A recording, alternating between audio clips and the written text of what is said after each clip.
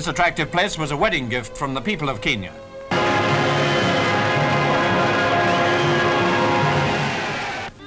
Isn't she sweet, the Queen is reported to have said. Yes, to step back, sit down and clap your hands, that's the correct form in Fiji.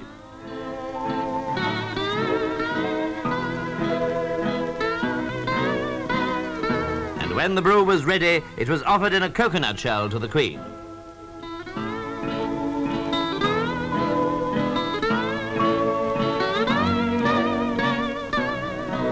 In Tonga. The royal travellers now came ashore by launch, and as they stepped onto the wharf, they were royally welcomed to her island kingdom by Queen Salote. Tall and smiling as ever, she greeted the Queen and the Duke. Crayfish and other delights had been prepared, enough for 1,000 guests, with plenty over, I dare say. And now the royal visitors were given a special welcome with song and dance by these most charming people. A 1,200-mile voyage followed, and then from Gothics Bridge, the Queen watched a great fleet of yachts and small craft come out to welcome her to New Zealand.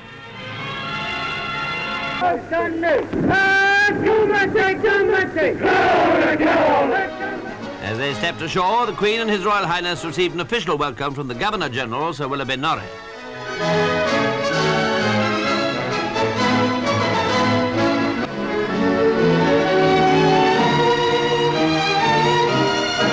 Presently, at the town hall, the Deputy Mayor handed a raincoat to Mr. Holland, who placed it round Her Majesty's shoulders.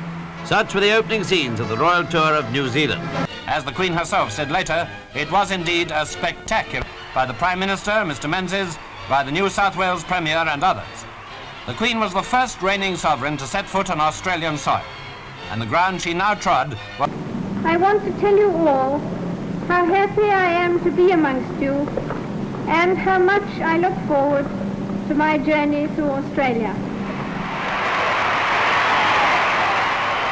The enthusiasm surpasses itself. It's an historic occasion.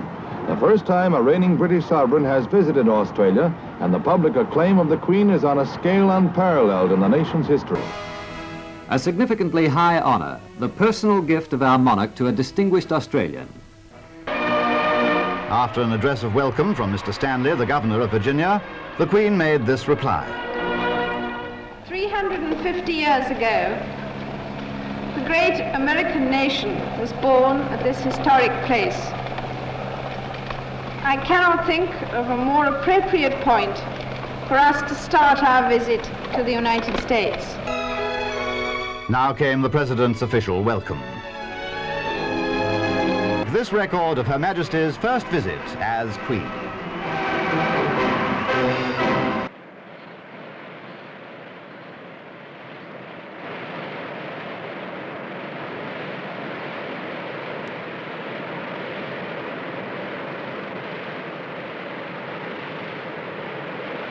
Accorded a superb umbrella befitting her high rank, she looked delightfully cool in spite of the sweltering heat.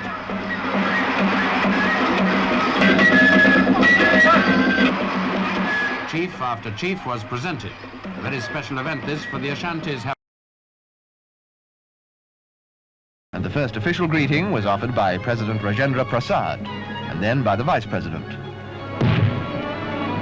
and the Prime Minister. During her drive through the streets of Delhi, Her Majesty must have been impressed and thrilled by the multitude that lined the route. Estimates put the number at nearly 2 million. First official act was to pay tribute to Gandhi's memory. A few yards from the tomb, she put on velvet sandals in accord with Indian custom before walking to the place of cremation. Here, with the prince, she laid a magnificent wreath made of hundreds of roses. A beautiful tribute to India's greatest son, the Mahatma.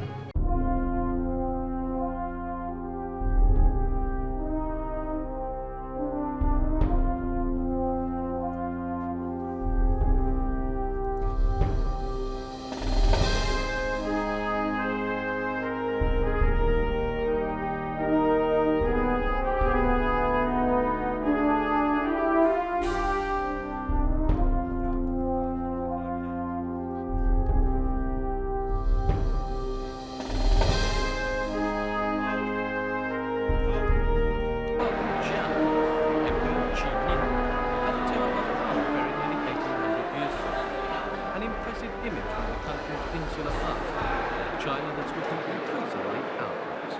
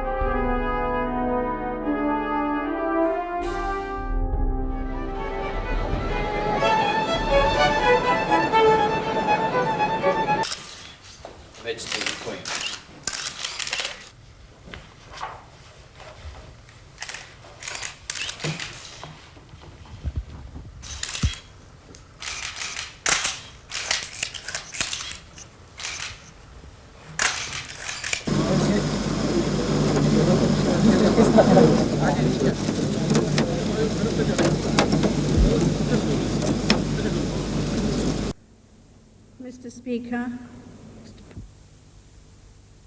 it is surely right on this 50th anniversary of the independence of both countries to take stock and renew efforts to end historic disagreements. Reconciliation will take time, but the effort must be made.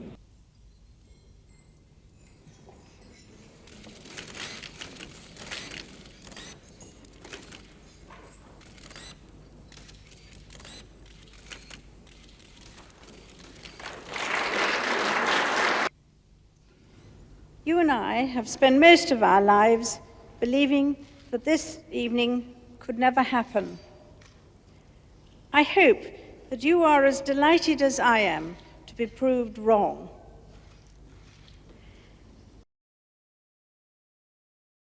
I now ask you all to rise. On that cool day in Ottawa, seated beside you was my father. Pierre Elliott Trudeau was your 4th Canadian Prime Minister. I am your 12th.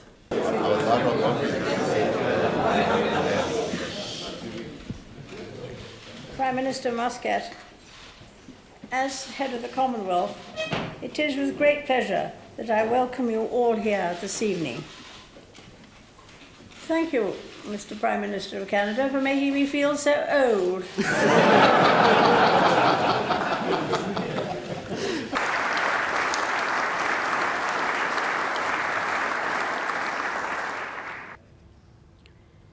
It is my sincere wish that the Commonwealth will continue to offer stability and continuity for future generations, and will decide that one day the Prince of Wales should carry on the important work started by my father in 1949.